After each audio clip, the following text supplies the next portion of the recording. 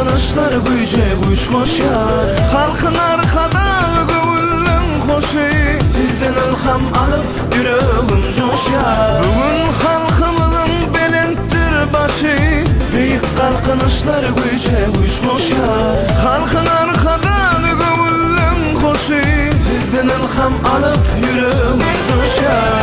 Kalbimiz belki de yankısı yetmez, eliz vatanımız başların teci. Şadlığımız hiçbir vadın çeni derler. Ağlı birlik yurdum kuvvetli gücü.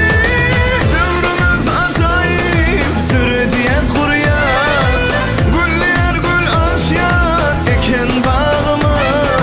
Edip kalkın size bak minnettar. Ömrümüz uzak bolsun edip arkadaş.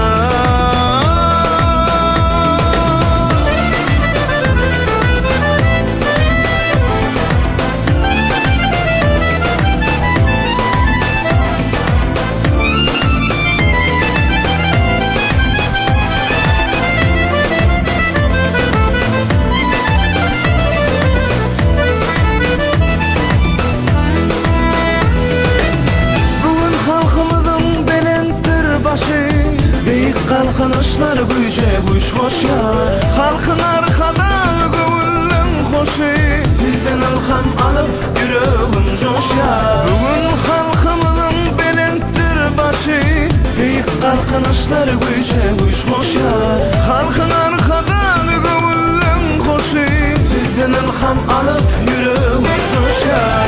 Kalbimiz belki de yankısı yetmez, eliz vatanımız başlarım teci. Şadlığımız hiçbir vadın çeni